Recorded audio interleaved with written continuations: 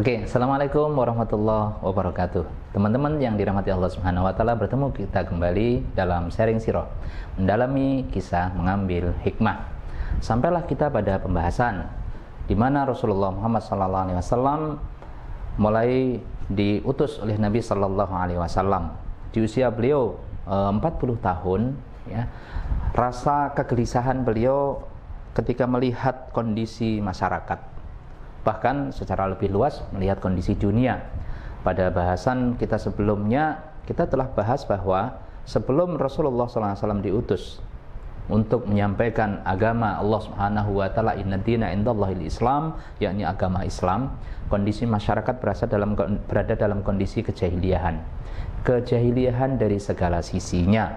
Karenanya kemudian ketika beliau sallallahu alaihi wasallam melihat situasi dan kondisi seperti itu, maka rasa gelisah di dalam diri beliau untuk apa yang bisa dikontribusikan dalam rangka mengentaskan umat manusia dari kegelapan jahiliyah itu. Dari sisi akhlak banyak sekali kejahiliahan. Apa saja misalnya, ya, berbagai macam penyimpangan-penyimpangan seksual, ya.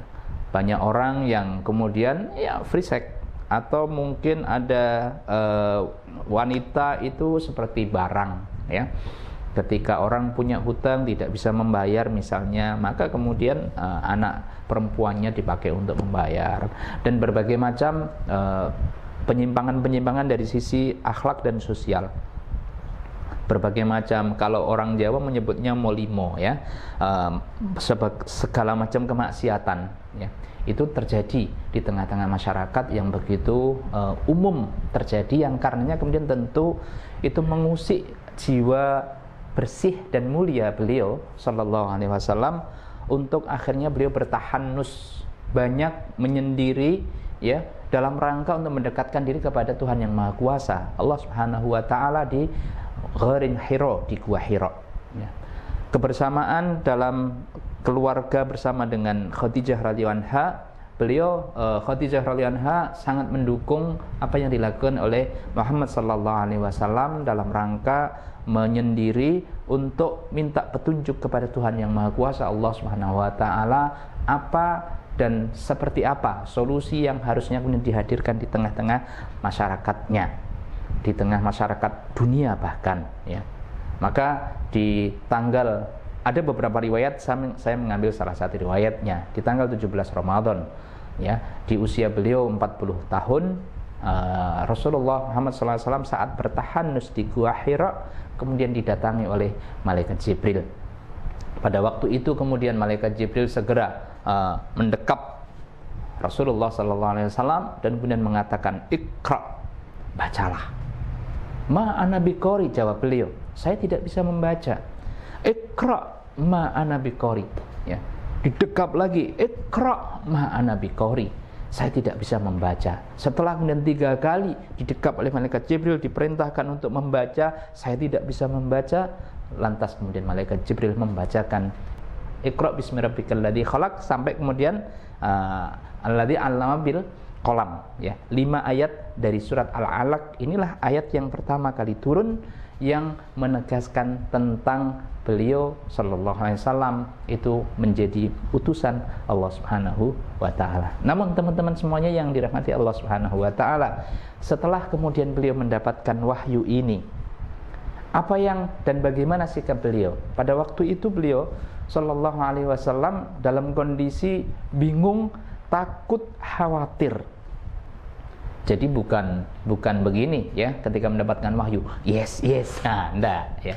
Tetapi beliau kemudian tidak kenal, tidak tahu, ya, dan bingung. Maka kemudian setelah beliau mendapatkan wahyu itu, beliau turun dari Gua Hira, agak lari, dan kemudian rasa ketakutan beliau itu menjadikan beberapa kali beliau terjatuh, ya.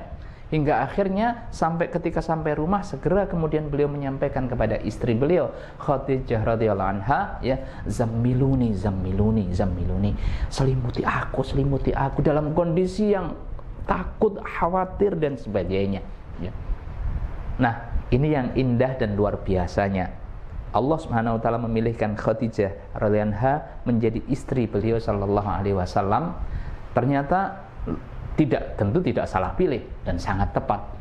Beliau Khadijah radhiyallahu anha ini seorang wanita yang pengetahuannya cukup banyak, ya. Kemudian beliau telah membaca beberapa riwayat-riwayat, beberapa kisah-kisah dan sebagainya, sehingga termasuk kemampuan beliau sebagai seorang wanita, sebagai seorang istri, bagaimana memperlakukan seorang laki-laki yang menjadi suaminya seperti tersebut.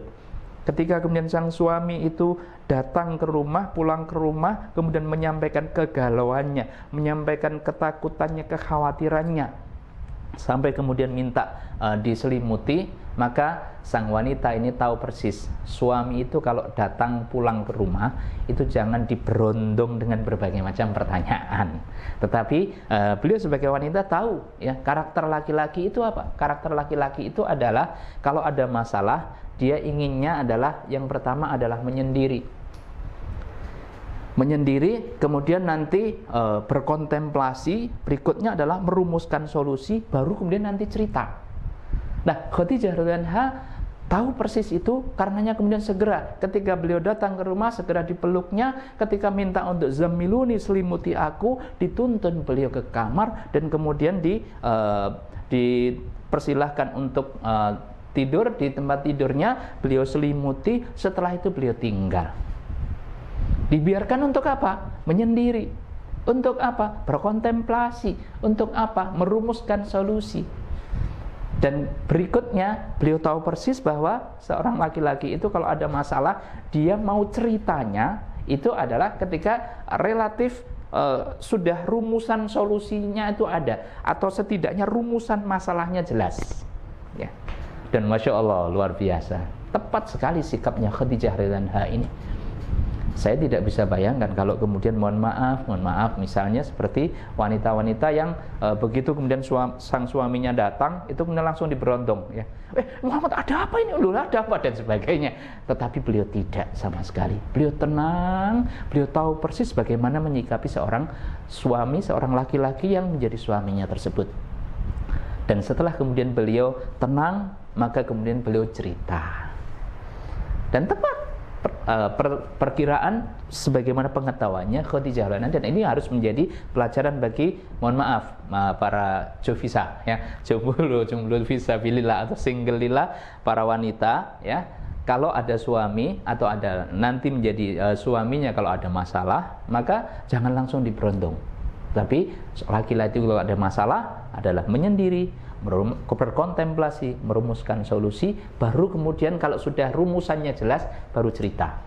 Seringnya cerita itu kalau ini saya ada masalah begini, terus bagaimana mas, bagaimana bang dan sebagainya, maka sang suami itu benar, tapi tenang, semuanya itu sudah selesai, ya. Itu laki-laki. Kalau wanita tentu berbeda, ya.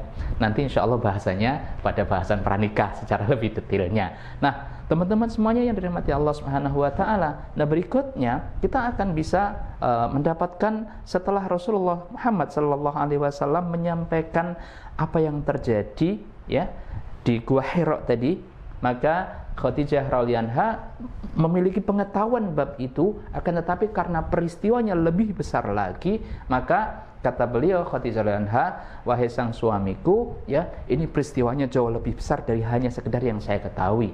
Karenanya kemudian diajaklah kemudian beliau kepada ada hubungan saudara dengan Khadijah radhiyallahu anha, yakni seorang pendeta namanya Waraqah bin Naufal, pendeta yang masih hanif, mengikuti ajaran nabi-nabi sebelumnya. Dan ketika kemudian beliau diajak untuk menghadap kepada Waraqah bin Naufal, maka saudara dari Khadijah ini, Waraqah bin Naufal ini menyampaikan bahwa yang datang kepada engkau itu adalah Namutsul Akbar, atau kemudian yang bisa dikenal dengan Jibril, yang datang juga kepada Musa, yang datang juga kepada Isa, yang datang kepada nabi-nabi sebelumnya, bahwa Jibril datang kepada engkau, yang itu artinya bahwa resmilah engkau menjadi Rasulullah, utusan Allah Subhanahu wa taala. Inilah peristiwa yang maha dahsyat yang kemudian menjadi stempel kuat, ya, SK, surat keputusan Allah Subhanahu wa taala, bahwa beliau Muhammad sallallahu alaihi wasallam yang dalam sabda beliau, ya, itu beliau telah menegaskan bahwa at-tabani rabbi fa ahsana ta'tibi. Manusia yang dipilih oleh Allah, dipersiapkan oleh Allah sejak sedini mungkin, itu telah dididik langsung oleh Allah Subhanahu wa taala dengan didikan yang terbaik. Karenanya beliau secara resmi di usia beliau 40 tahun, di riwayat yang kita sebutkan tadi, secara resmi beliau kemudian menjadi utusan Allah, menjadi Rasulullah yang bertugas untuk mengemban wama arsalnaka illa rahmatal lil alamin, menjadi rahmat bagi seluruh alam.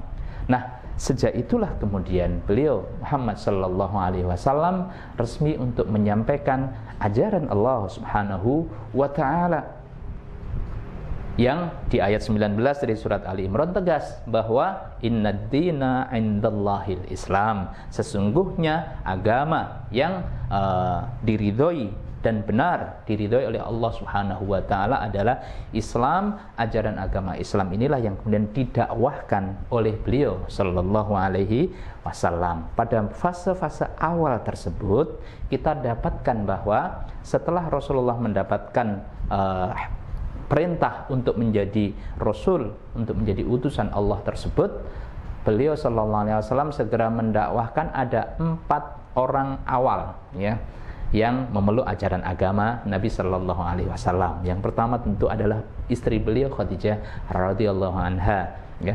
Dan kemudian dalam waktu awal-awal tersebut beliau sallallahu alaihi wasallam saat bersolat bersama dengan Khadijah radhiyallahu anha ke Ali bin Abi Thalib, ya, waktu itu masih usia anak-anak, ya, itu melihat itu dan kemudian tertarik.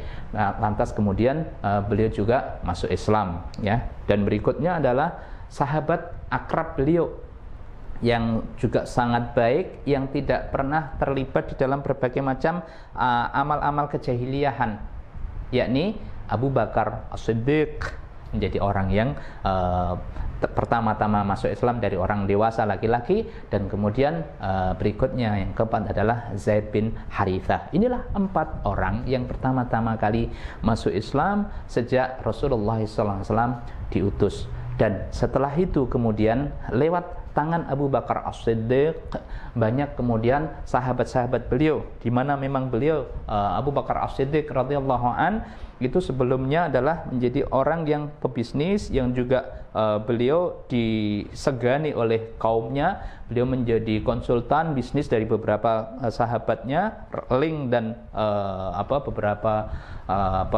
sahabat dan juga kawan-kawannya cukup banyak, ya. Maka kemudian masuk Islam bersama dengan lewat Abu Bakar As-Siddiq itu ada Utsman bin Affan, ada Abdurrahman bin Auf, ada Sa'ad bin Abi Waqqas, ada Zubair bin Awam, ada Thalhah bin Ubaidillah, dan beberapa sahabat-sahabat yang kemudian kita kenal dengan 10 sahabat ahli surga. Itu diantaranya, ya, tentu selain Umar bin Khattab dari 10 tadi, itu adalah orang-orang yang masuk Islam lewat Abu Bakar As-Siddiq. Ada satu lagi, ya, di samping kawan-kawan dan sahabat dari Abu Bakar As-Siddiq, Abu Bakar As-Siddiq itu kemudian juga menjadi sarana untuk seseorang mendapatkan hidayah Allah berupa ajaran agama yang dibawa, yang didakwahkan oleh Rasulullah Muhammad SAW. Antara lain, ya, dari kalangan, kalangan bawah pada waktu itu, ya, para budak, ada Bilal bin Rabah, ya. Kemudian ada Zaid Amr, ya, ada Amr, ya, dan beberapa sahabat-sahabat yang lainnya dari kalangan bawah itu yang kemudian juga mendapatkan dakwah Nabi SAW lewat dakwahnya yang dilakukan oleh Abu Bakar As-Siddiq. Nah, perjalanan berikutnya, teman-teman semuanya dirahmati Allah Subhanahu wa taala, tentu menjadi sangat menarik karena ajaran mulia yang dibawa Nabi SAW ini adalah sebagai solusi dari berbagai macam problem dan masalah dari masyarakat. Tetapi ketahuilah bahwa ketika sebuah kondisi sudah biasa terjadi, ya, saat kemudian ada sesuatu yang baru, maka biasanya apa? Reaksinya, ya. Tentu kemudian kalau ada sesuatu yang mungkin orang menyebutnya sudah zona nyaman, ya, kejahiliahan hakikatnya, tetapi karena sudah sangat umum, berarti bagaimana rasanya? tentu menjadi seperti zona nyaman, ya. Ketika kemudian dalam kondisi zona nyaman, lantas ada sesuatu yang baru, maka terjadi berbagai macam penolakan dari berbagai kalangan masyarakat. Bahkan ketika beliau SAW di tahun ketiga sudah mendapatkan perintah Allah untuk fasda' bima tu'mar wa'arid 'anil musyrikin, untuk menyampaikan dakwah secara terang-terangan kepada keluarga-keluarga dekatnya. Beliau kumpulkan berbagai macam keluarganya, ya, itu di Bukit Sofa. Beliau kemudian berpidato. Ketika sudah berkumpul beberapa keluarga besar dari beliau, kemudian beliau sampaikan di awal pembukaan pidato beliau, wahai saudara-saudaraku, kalau saya sampaikan di balik bukit ini ada pasukan yang mau menyerang kalian, apakah kalian semua percaya? Kira-kira kalau ditanyakan kepada teman-teman semuanya, jawabnya gimana?